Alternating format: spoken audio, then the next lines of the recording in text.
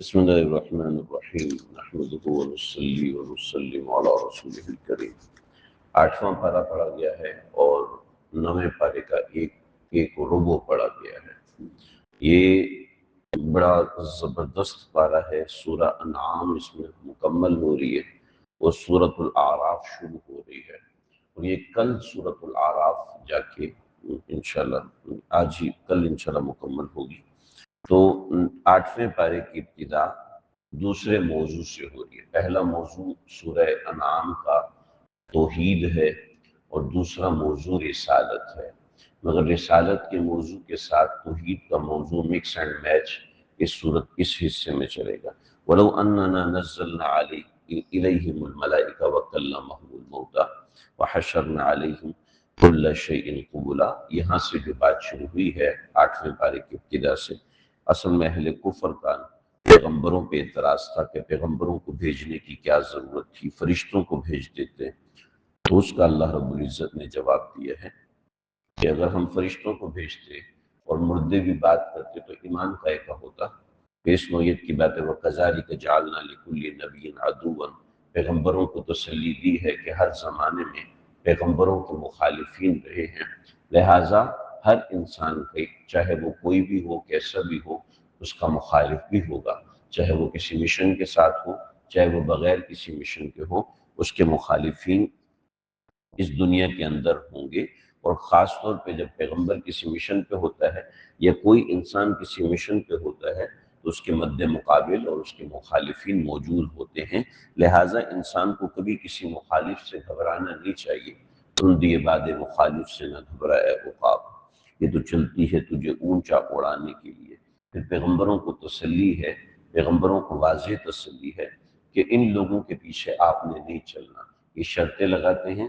آپ نے فرمایا، اللہ نے فرمایا وَإِن تُطِعْ أَكْثَرَ مَنْ فِي الْأَرْضِ يُضِلُّوكَ عَنْ سَبِيلِ اللَّهِ، اگر تم سب لوگوں کے پیچھے چلنا شروع کر دو گے تو یہ تمہیں گمراہ کر دیں گے، لہٰذا اللہ کے حکم کے پیچھے چلو۔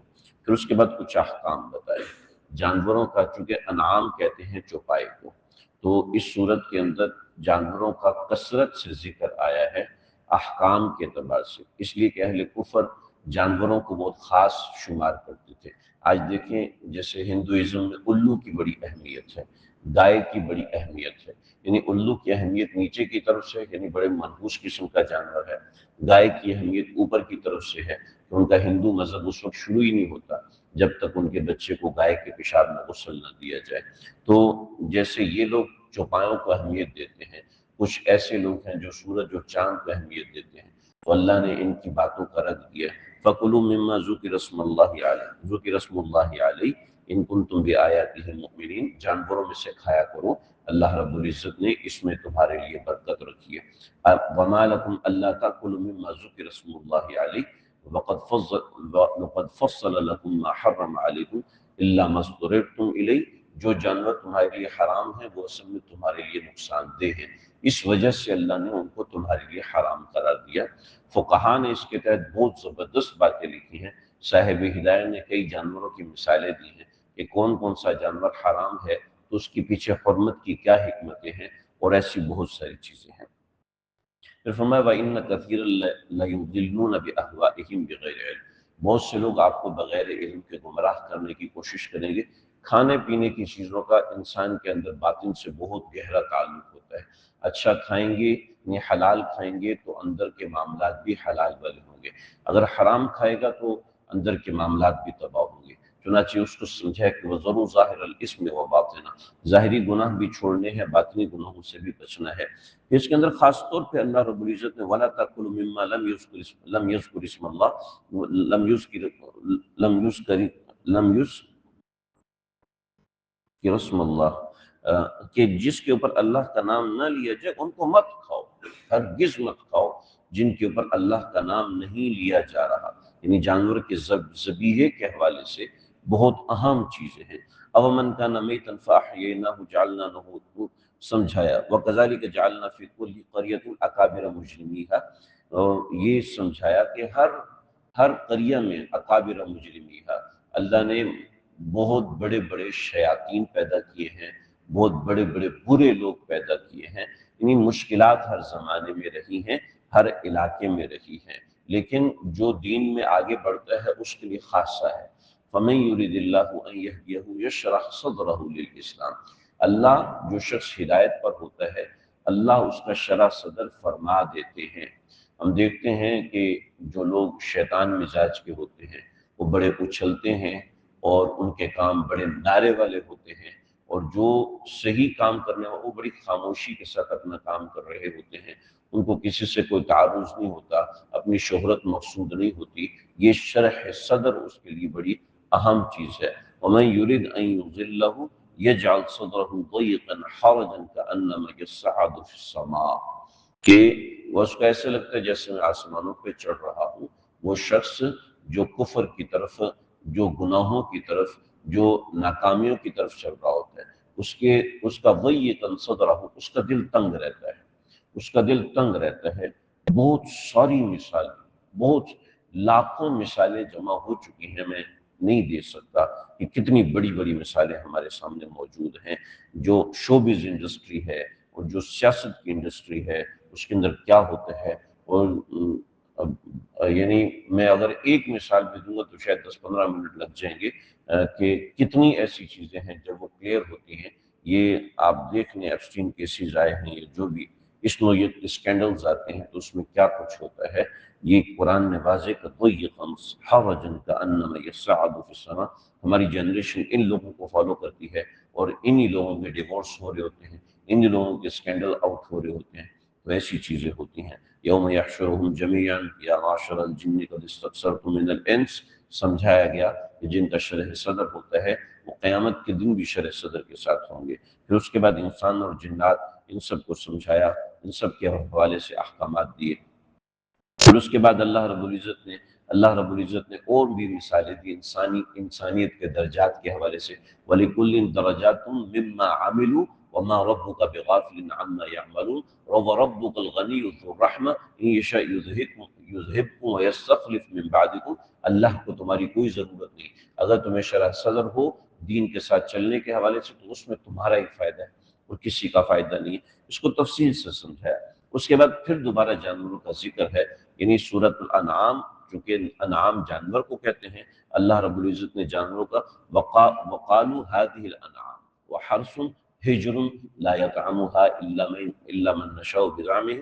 بھئی دیکھو جانوروں کا جو مقصد ہے وہ انسانیت کی خدمت ہے، وہ ایسا نہیں ہے کہ انسان اس کو سجدہ کرنا شروع ہو جائے اور اسی کو مختار سمجھنے لگے۔ گھر کے اوپر کوا آ کے بیٹھ گیا اور وہ کائیں کائیں کر رہا ہے، بڑا مسئلہ ہو گیا۔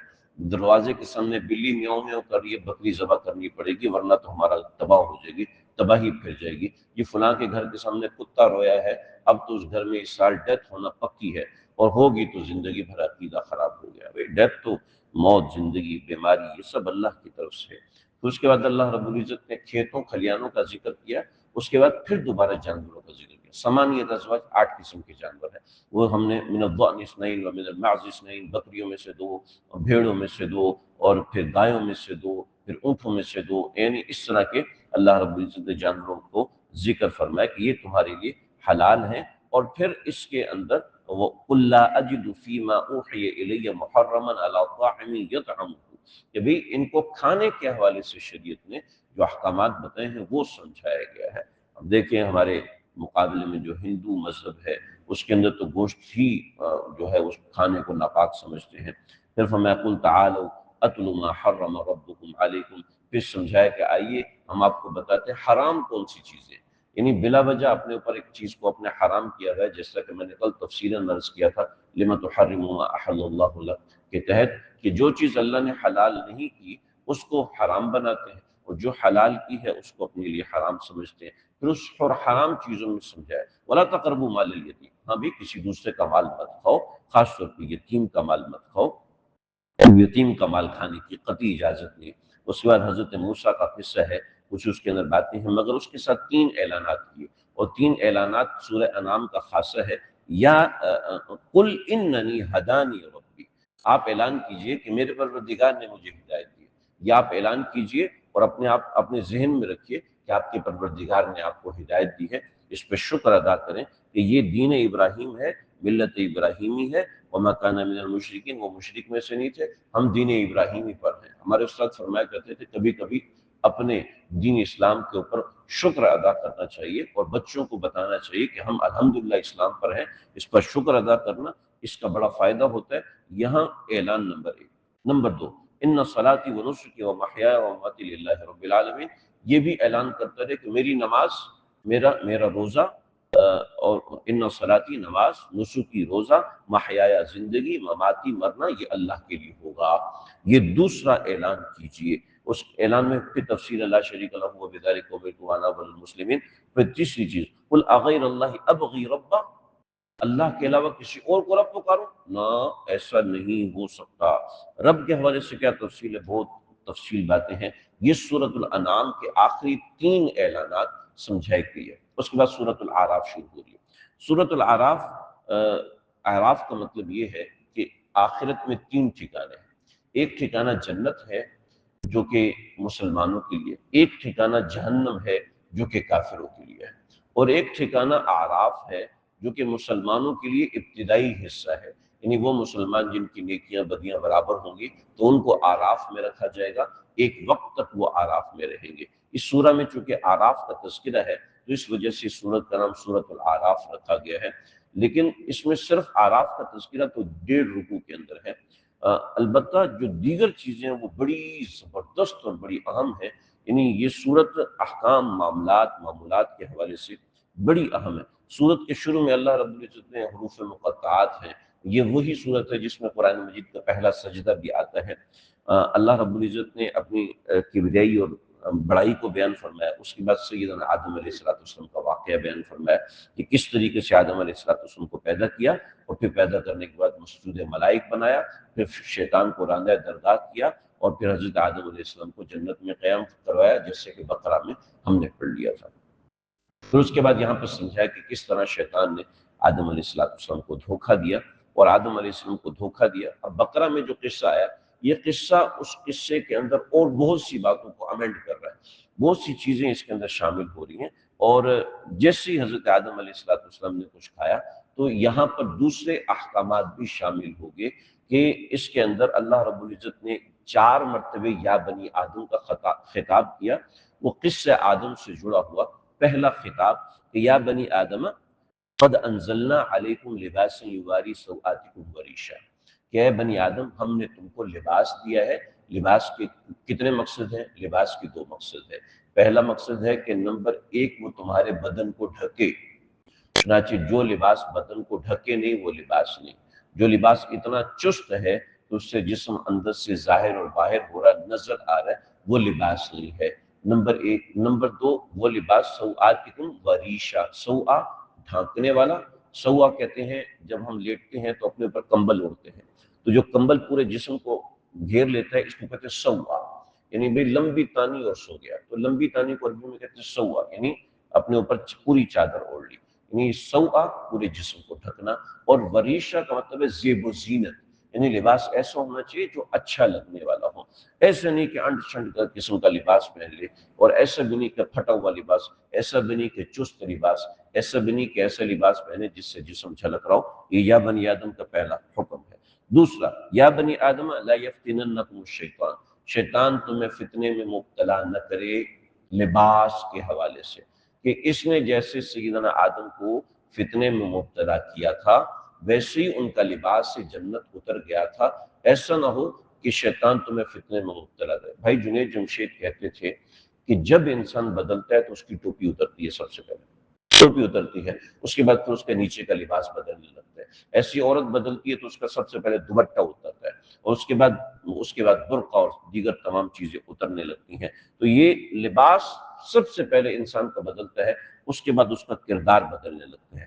پھر نمبر 3، یا بنی آدم خذوا زینتکم عند کل مسجد، مسجدوں کو آباد کرو، مسجدوں کو آباد کرو، اور زینتکم عند کل مسجد، مسجد کو خوبصورت طریقے سے آباد کرو، یعنی مسجد میں اچھی سہولتیں ہوں، مسجد کے اندر اچھی روشنی ہو، یعنی ایسی چیزیں جو مسجد کی شایان نشان ہو۔ خذوا زینتکم عند کل مسجد۔ اور چوتھا ہے کہ یا بنی آدم اما یأتینکم رسل منکم یقصون علیکم آیاتی، انبیاء کی پیروی کرنا، فمن اتقا و اصلح، کہ تقوی اور صلح کے بعد جو پیغمبر کرے، پیغمبر تو نہیں آئیں گے، البتہ جو تقوی اور صلح کی بات کرے اس کے پیچھے چلنا، یہ چار احکام بنی آدم کو سیدنا آدم علیہ السلام کے قصے سے نکال کر دیے ہیں اور تفصیل کے ساتھ دیے۔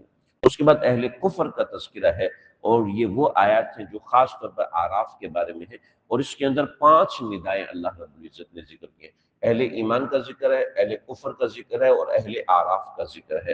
ان الذين كذبوا بآياتنا واستكبروا عنها، اہل کفر کا تذکرہ ہے۔ پھر والذین آمنوا وعملوا الصالحات سے لا نکلف نفسا الا وسعها، اہل ایمان کا تذکرہ ہے۔ ونادى اصحاب الجنہ، یہ اہل ایمان کا تذکرہ ہے۔ ونادى اصحاب الجنۃ، ونادوا اصحاب الجنۃ، اہل ایمان کا تذکرہ ہے۔ ونادى اصحاب الاعراف، اعراف کا تذکرہ ہے۔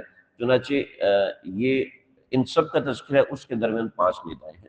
ونودوا ان تلکم الجنۃ اورثتموها، کہ جنت اہل ایمان کو بطور وراثت دی جائے گی۔ وراثت کے لیے انسان کو محنت نہیں کرنی پڑتی، دنیا میں محنت ہے، وہاں پر کوئی نہیں۔ پھر ونادى اصحاب الجنۃ اصحاب النار، جنتی اہل جہنم کو پکاریں گے، جنتی اہل جہنم کو پکاریں گے، یہ دوسری ندا ہے۔ تیسری ندا ونادوا اصحاب الجنہ، جنتی جو ہے ایک دوسرے کو پکاریں گے، یہ تیسری ندا ہے۔ اللہ ہم سب کو یہ ندائیں عطا فرمائے۔ ونادى اصحاب الاعراف، اور یہ اصحاب اعراف رجال یعرفونہم بسیماہم قالوا ما اغنی عنکم، اصحاب اعراف جو کہ جنت کے ویٹنگ لسٹ کے اوپر ہوں گے، ان کی کچھ باتیں ہیں۔ پھر ونادى اصحاب النار، اللہ اکبر، استغفر اللہ استغفر اللہ، اصحاب نار یعنی جہنم کے لوگ وہ جنتیوں کو پکاریں گے۔ اب ان کی آواز جنتیوں تک پہنچے گی نہیں پہنچے گی، البتہ اعراف والوں تک پہنچے گی۔ وہ کیا کہیں گے؟ ان افیضوا علینا من الماء، ایک پانی کا گھونٹ جنت سے جہنم میں بھیج دو، ایک پانی کا گھونٹ، اللہ اکبر کبیرہ، او مما رزقکم اللہ، کچھ کھانے کو بھیج دو جنت سے ہمارے پاس، لیکن ان کی آواز ہی وہاں تک نہیں پہنچے گی۔ پھر اس کے بعد اللہ رب العزت نے اپنی وحدانیت کو بیان کیا، ان ربکم اللہ الذی خلق السماوات والارض فی 6 ایام۔ پھر یہ کچھ وحدانیت کو بیان کرنے کے بعد ایک بہت زبردست تذکرہ ہے جو اللہ رب العزت نے یہاں پر کیا، جو جمیع قوموں کے لیے ایک بڑی زبردست ہدایت ہے۔ 5 پیغمبروں کے واقعات ایک سیکوینس سے اللہ رب العزت نے ذکر کیے ہیں، یہاں پر بھی، شعراء میں بھی، اور آگے بھی 2-3 مقامات پر۔ یہاں سب سے پہلا تذکرہ، سب سے پہلے حضرت نوح علیہ السلام کا تذکرہ ہے۔ حضرت نوح علیہ السلام یہاں پر بھی ہے، سورہ ہود میں بھی، سورہ ہود میں تفصیلیں، یہاں اجمالاً ہے۔ تو سب سے پہلے حضرت نوح کا تذکرہ کیا، سمجھایا کہ جو قوم بت پرستی کرے گی کتنی بڑی قوم ہو جائے تباہ ہو جائے گی۔ اس کے بعد قوم عاد تک، وَإِلَىٰ عَادٍ أَخَاهُمْ هُودًا، قوم عاد کا تذکرہ کیا۔ قوم عاد عقل علم کے حوالے سے بہت زبردست قوم تھی، ایسی قوم تھی کہ وہ چلتی ہوئی عمارتیں بناتی تھی، جو کہ آج تک ہم لوگ نہیں بنا سکے، آج تک دنیا نہیں بنا سکی۔ تو قوم عاد کے پاس اللہ رب العزت نے ٹیکنالوجی بہت بہترین دی، اللہ رب العزت نے برباد کر دیا کہ انہوں نے کفر کیا۔ وَإِلَىٰ ثَمُودَ أَخَاهُمْ صَالِحًا، قوم سمود تیسرے نمبر پر، یہ قوم جسمانی اعتبار سے بہت فٹ اور بہت طاقتور تھی، یعنی ان کے قد اتنے تھے جیسے کہ آرام سے پہاڑ پہ بیٹھتے تھے، یعنی اتنے اونچے اونچے ان کے قد تھے، بعض روایتوں میں آتا ہے یعنی کھجور کے پیڑ کو آرام سے ایسے توڑتے تھے جیسے ہم گھاس کو توڑتے ہیں، اتنے طاقتور تھے۔ مگر جب انہوں نے کفر کیا تو اللہ نے ان کو بھی تباہ کیا۔ یعنی جس قوم میں جسم کا تکبر آ گیا، جس قوم میں عقل کا تکبر آ گیا، جس قوم میں بت پرستی توہم پرستی آ گئی، وہ قوم برباد ہو جائے گی۔ چوتھی قوم وَلُوطًا إِذْ قَالَ لِقَوْمِهِ أَتَأْتُونَ الْفَاحِشَةَ، لوط علیہ السلام کی قوم، یعنی جس قوم میں فحاشی آ گئی، جس قوم میں فحاشی آئی۔ کیسی فحاشی؟ فحاشی ایسی آئی ہے کہ وہ فطری طور پر اپنی تسکین نہیں کرتے، غیر فطری طور پر اپنی تسکین کریں۔ یعنی فطری طور پر تسکین تو جو معروف طریقہ ہے وہ ہے کہ نکاح، لیکن اس نکاح کو چھوڑ کر فیمنزم کی طرف جائے یا گیزم کی طرف جائے یا لیسبینزم کی طرف جائے، وہ سب چیزیں قوم کو تباہ کرنے والی ہیں، چاہے قوم کتنی ہی ترقی کیوں نہ کر لے۔ چنانچہ غیر فطری طریقوں سے جو معاملات ہیں، وہ جس قوم نے معاملہ کیا وہ قوم برباد ہوئی، ہلاک ہوئی، اور ہمیشہ ہلاک ہوتی رہی ہے اور ہوتی رہیں گی۔ قوم لوط انہی میں سے تھی۔ یہ چوتھی چیز ہے، پانچویں چیز، وَإِذَا مَدْيَنَ أَخَاهُمْ شُعَيْبًا، جب کسی قوم میں کرپشن آ جاتی، قوم شعیب میں کرپشن تھی، یہ پانچویں چیز ہے۔ جب کسی قوم میں کرپشن آئے تو قوم شعیب اتنی زبردست قوم تھی کہ پوری دنیا کی معاشی منڈی پہ اس کا ایسے قبضہ تھا کہ ملٹی نیشنل کا آج ویسا قبضہ نہیں ہے جس سے قوم شعیب کا قبضہ تھا، مگر برباد ہو گئی، ہلاک ہو گئی اپنی کرپشن کی وجہ سے، اپنی ان چیزوں کی وجہ سے۔ جو قوم کرپٹ ہوگی وہ برباد ہو جائے گی۔